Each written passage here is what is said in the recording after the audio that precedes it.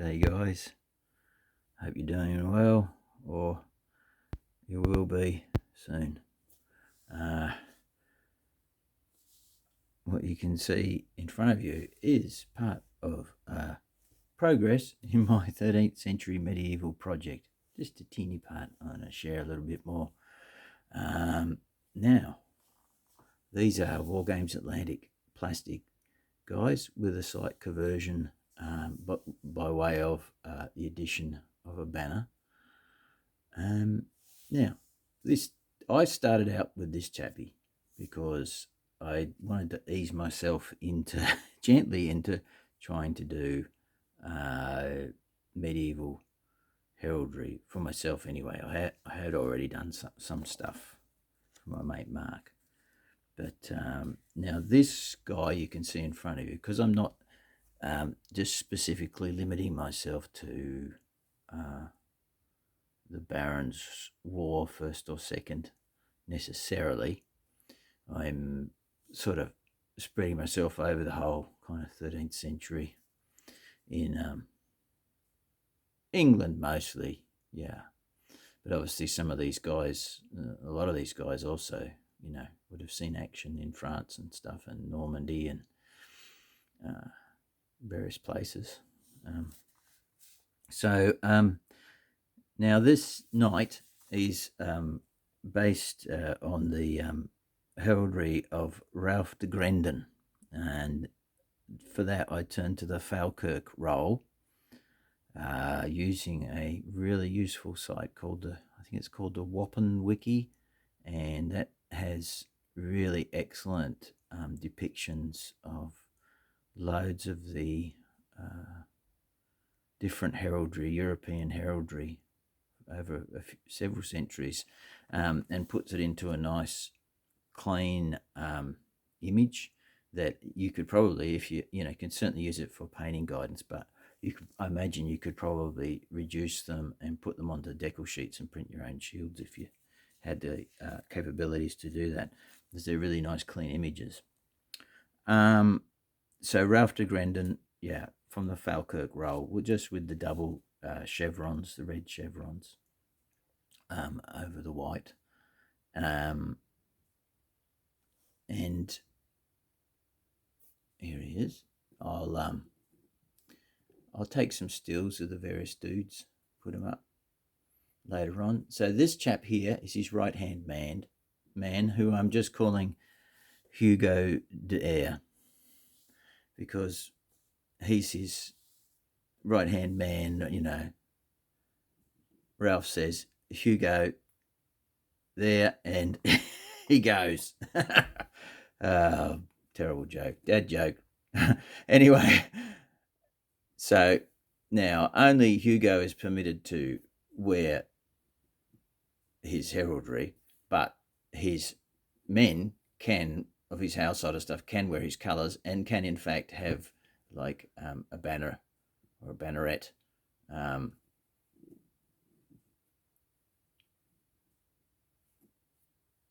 with him. So yeah, what I've done is I've used his colours. I've just given a simple red and white, so we've kept the red and white. Didn't necessarily have to do that, but also, like, he's got a red surcoat with a white lining, and Ralph de Grenon's got the white surcoat with a red lining. You can just about make it out in there. So there they are. Now, Ralph and Hugo. Now, what I wanted to do when I set out to do this is to not just have the foot versions, but have the mounted versions. So I had to make sure I'm picking the right parts off the sprues. So I'm going to get the mounted versions out of my box of goodies here.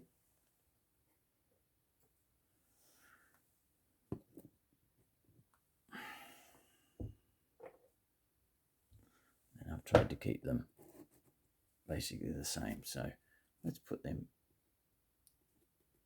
over to one side. And here we go. Looking rather magnificent. Good, they're really good. It's a really good sets, those Wargames Atlantic ones. So yeah, so here you go. Ralph de Grenon mounted on his destrier, and his erstwhile companion, Hugo de Air. And he's certainly going here, going there, and protecting his master. So there you go. And did I do a red? I think I just did them white lining, yeah. I don't know if they would line the comparisons with anything fancy, because a lot of it wouldn't be visible. But yeah, Hugo's looks quite striking, just there with the red, with the white lining. But and again, the little banners are just made from like the foil that you get on, say, a container of hot chocolate powder or something. You could use, you could use tomato puree tubes or something, but the stuff I chose is a bit thinner than that, but it's still like a heavy foil, a really heavy foil. And then you can cut it relatively easy and shape it and fold it, paint it. If it's got a little bit of a coating on it, you might want to run it with a bit of fine sandpaper, bit of wet and dry or something like that, a fine grade sandpaper, to give it a bit more tooth to take the paint. But I've just undercoated it, cut it out, and stuck it on like that. So he's got his chevrons as well. So you don't get to see a lot of the horse, but because of the comparison, let's look at Sir Ralph. They're both charging in. So yeah, a lot of the times in this period, the surcoats were often undecorated, and so with the comparisons. But you might sometimes get people with a simple decoration on the comparisons and stuff. It's nowhere near as elaborate as say the next century, and it probably depended how much money and status and stuff you had. But yeah, I thought as it was easy enough to do, I would echo the chevrons on the horse as well. So there they are. So that's my sets for them. My first sets, the foot and the mounted versions. Let's bring that back into focus. There we go. Yeah, maybe I won't do photos at the end, because these are quite nice. It's looking all right for the camera at the moment anyway. Now, I've also been working on, obviously you've seen in my tutorial videos, I've been working on some other stuff. So just looking over my shoulder in my box of completed things, we did 2 peasant levy, and we also did the mounted sergeant. But also off screen, I've painted a bunch of Medbury miniatures that I've sort of chose off their site that can work for the 13th century, because a lot of their stuff is more early 100 Years' War. But there's also some stuff that works for the Edward Longshanks, the wars with the Scots and the Welsh, I think. So some of those could also be used, brought in. Certainly some of the more generic things. Plus, I've got I've got all the loads of Wargames Atlantic miniatures to build all sorts of things with. And for this project, also I can rope in a bunch of my unpainted Dark Age miniatures for peasant levy and all that sort of thing. And I've even got quite a few monastic types too that could work or will work excellently. So and I've also got an old customer of mine sent me an El Cid set from Reconquer Designs, and they could do, although the helmet styles are sort of earlier, but they still carried on into the 13th century, and they could do for although they're very dynamic, but I've also got them in mind maybe for some mercenary guys or something like that. Anyway, I've got loads I can work on. I've got more Medbury miniatures, unpainted ones. But yeah, in my painted box, I've got a bunch. So I'll probably feature those in a separate video, so that I'm just focusing on Wargames Atlantic Knights at the moment. So what I'm going to do, now I've started on my next set of knights. So I'm going to take Ralph de Grenon and Hugo off, put them back in the box.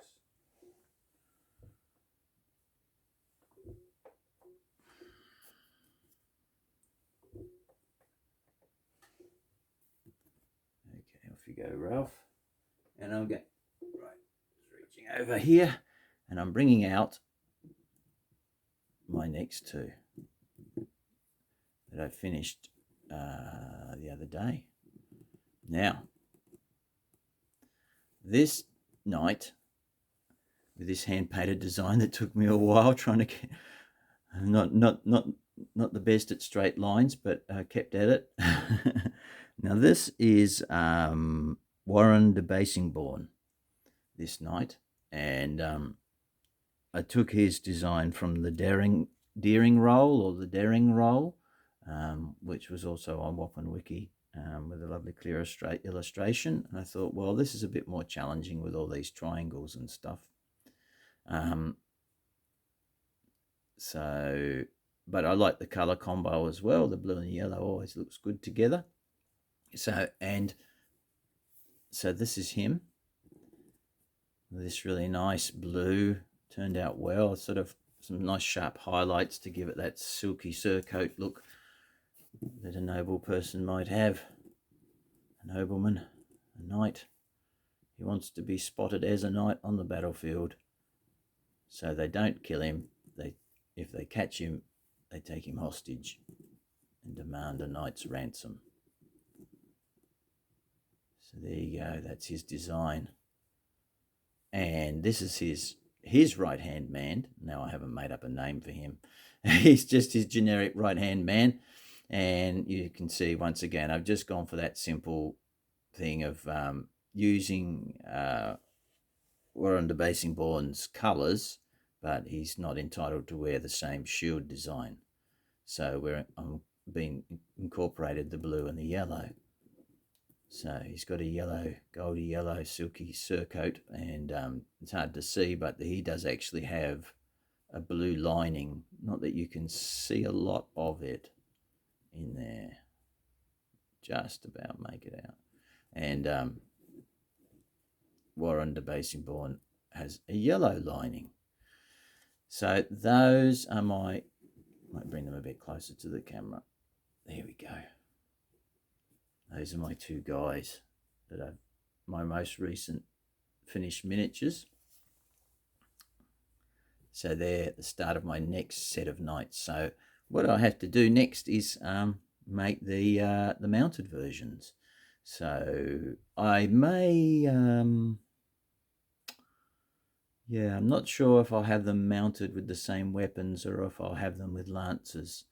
Certainly I'll try and keep the swords at their sides, stick those on, and keep these same sort of shield designs. This guy's got a slightly smaller one, and I kept this Warren de Basingborn with a nice big shield to make it easier to paint the design. So yeah, we'll probably go for a similar sort of color palette. I am not going to attempt to paint this on a horse. I don't think there's any need for that. I'll either have a blue comparison or a yellow one, probably a blue one, I'm not sure. But yeah, we'll see. But yeah, so I was thinking when I come to do the horses, I found it quite tricky getting the paintbrush in, once you'd assembled the figure, getting the paintbrush in the sort of internal recesses of where the comparison is inside the horse.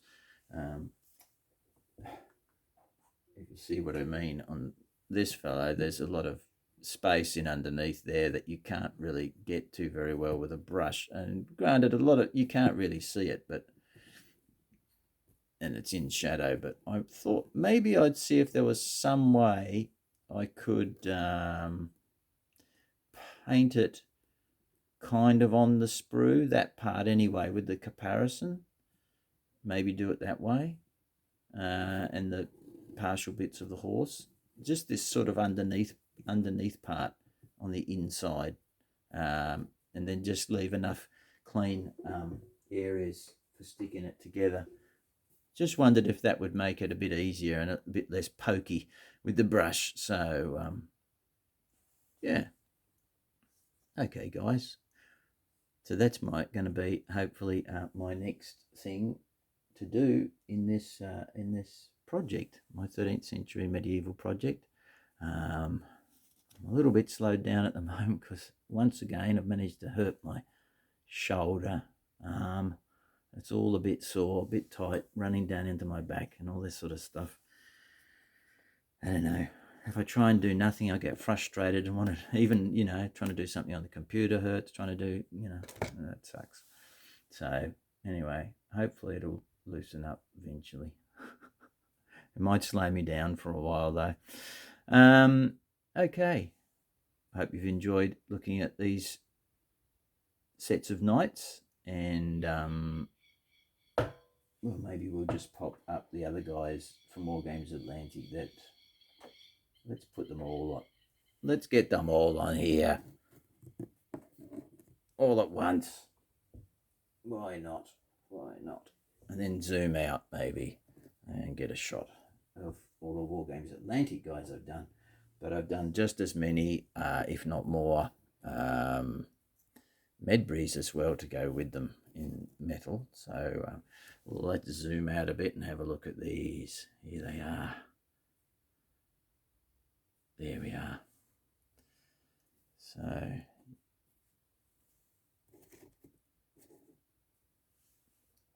you've got our levies over the back here. There we go. All right, guys, I'll leave it there. I'll see if I can take a picture of this lot for a thumbnail. All right, I'll catch you in the next video. Bye for now.